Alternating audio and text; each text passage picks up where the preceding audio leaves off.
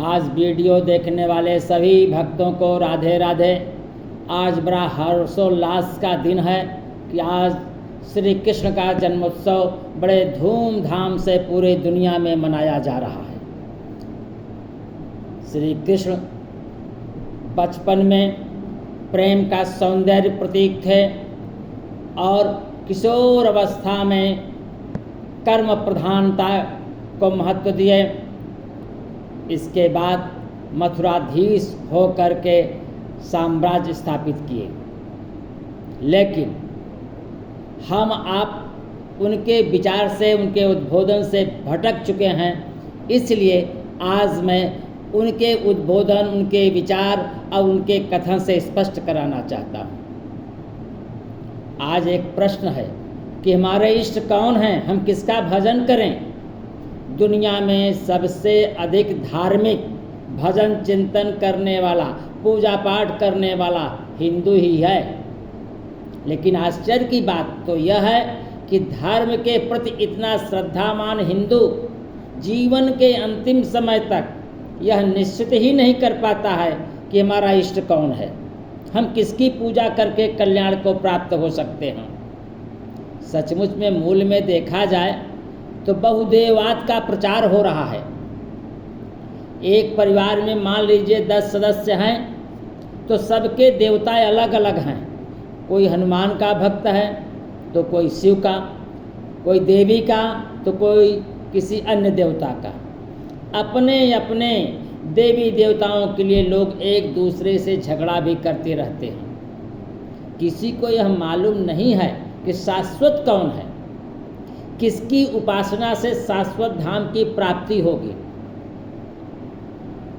अंत समय तक हम किसी पर विश्वास ही नहीं टिका पाते।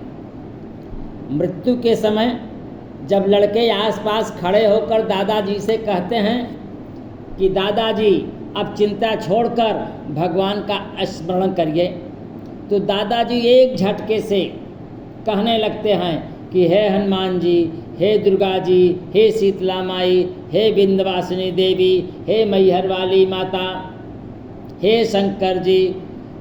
अर्थात लगभग 25-30 नामों का स्मरण एक साथ करने लगते हैं। यह भ्रांति अंत तक बनी रहती है। तो भला एक मंदिर 10 देवता क्यों कर रहे बाजार। हृदय एक मंदिर है जो एक परमात्मा को अपने अंदर स्थान दे सकता है। उसमें अनेक लोगों को स्थान नहीं दिया जा सकता। दुविधा में दोनों गए, माया मिले न राम। हृदय देश में केवल एक ही देवता को बैठाना उचित होगा। अब इस संदर्भ में महापुरुषों ने क्या कहा है, इस पर भी विचार करिए।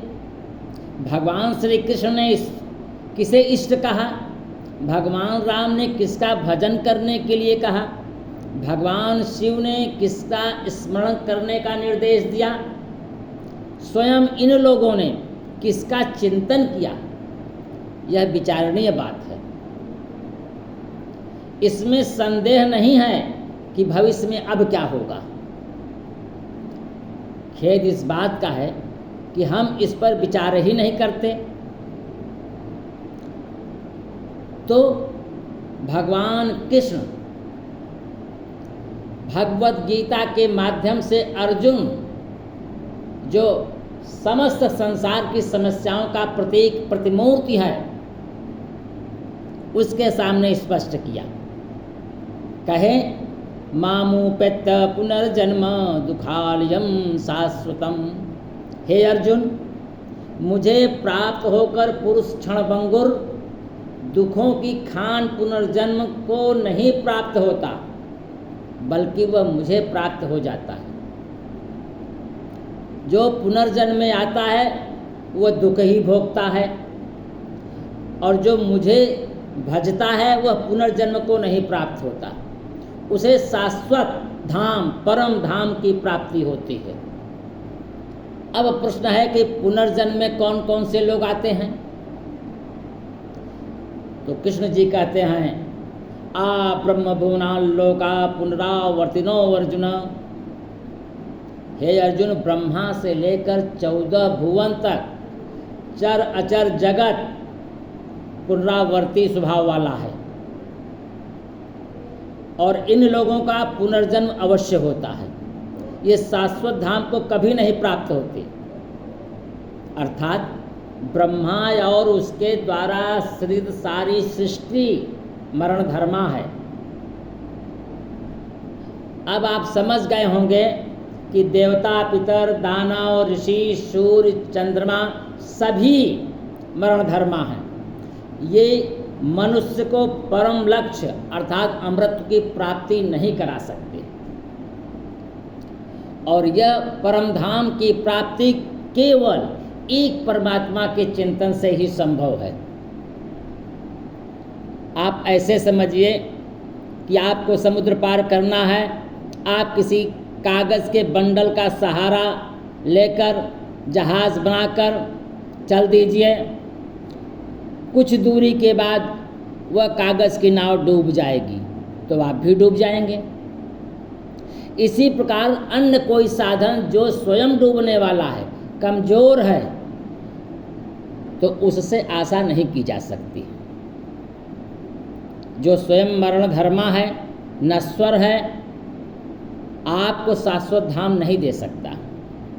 अमृत की बात ही नहीं हो सकती। हाँ, मृत्यु अवश्य दे सकता है। गीता के अनुसार सभी देवता दुखों की खान हैं, तो फिर उनकी पूजा क्यों होती है? श्री कृष्ण कहते हैं कि जिनकी बुद्धि कामनाओं से आक्रांत है, ऐसे मंद बुद्धि वाले लोग अन्य देवताओं की पूजा करते हैं और वो देवता सक्षम नहीं हैं। लेकिन जहाँ भी पानी में, पत्थर में, वृक्ष में लोगों की श्रद्धा होती है, वहीं पर मैं खड़ा होकर उसकी श्रद्धा को पुष्ट कर देता हूँ और पूजने वाले को फल प्राप्त होता है। लेकिन उसका यह फल भोगने में नष्ट हो जाता है। जो परमात्मा सभी भूतों को उत्पन्न करता है, जो जगत नियंता है, उसकी आराधना, पूजा, वंदन, शास्त्रोक्त विधि करने से परम धाम, परम सिद्धि की प्राप्ति होती है। अतः एक परमात्मा की पूजा विधि ही सर्वोपरि है। भगवान श्री कृष्ण कहते हैं कि हे अर्जुन, कोई मुझे पूज कर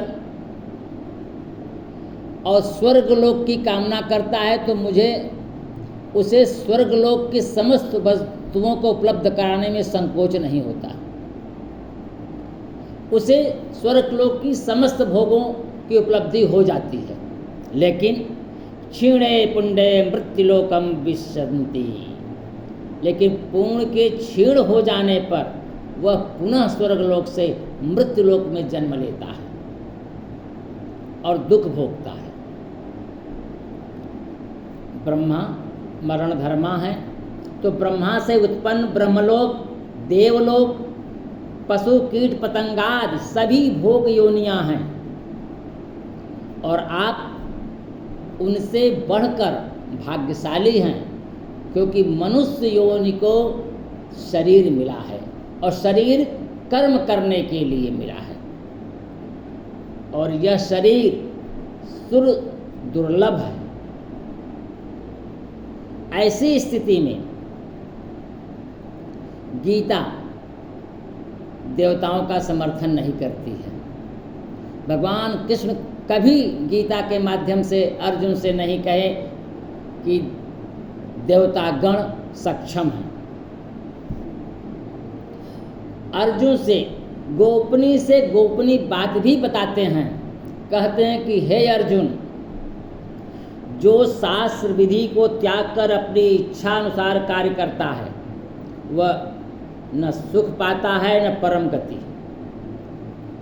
और न यही लोक और न परलोक सिद्ध कर पाता है। अतः गीता शास्त्र द्वारा नियत कर्म करें, भूत भवानी की पूजा करके अपना यह लोक और परलोक न बिगाड़े। फिर कहते हैं कि जो अत्यंत दुराचारी पुरुष है वह अनन्य भक्त होकर अर्थात मेरे अतिरिक्त किसी की पूजा न करे तो वह साधु ही माना जाता है और उसे पूरा पुण्य लाभ प्राप्त होता है। क्षिप्रम भवति धर्मात्मा सस्वक्षांति निगच्छति। इस प्रकार वह सीधे धर्मात्मा बन जाता है और परम धाम को प्राप्त होता है। ईश्वर सभी हृदय के मंदिर में वास करता है और उसे पाने के लिए अन्यत्र भ्रमण करने की ज़रूरत नहीं है। अपने हृदय मंदिर में झांक कर देखना होगा, मन मस्तिष्क को पवित्र करना होगा।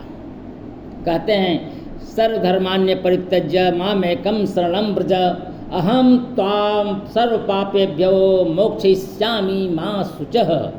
हे अर्जुन, सारे धर्मों को त्याग कर एक मेरी शरण को प्राप्त हो, मैं तुझे संपूर्ण पापों से मुक्त करा दूंगा। मैं प्रतिज्ञा करता हूँ कि तू निश्चय ही मेरे स्वरूप को प्राप्त होगा, तू चिंता मत कर। इस प्रकार भगवान कृष्ण अर्जुन को ही नहीं समस्त विश्व के अतिरिक्त ब्रह्मांड को भी यह संदेश दिया, उपदेश दिया कि शास्त्रोक्त विधि विधान के अनुसार कर्म करें ताकि परम धाम को प्राप्त हो सके। वीडियो को देखने वाले आप समस्त को हृदय की गहराई से बहुत बहुत धन्यवाद।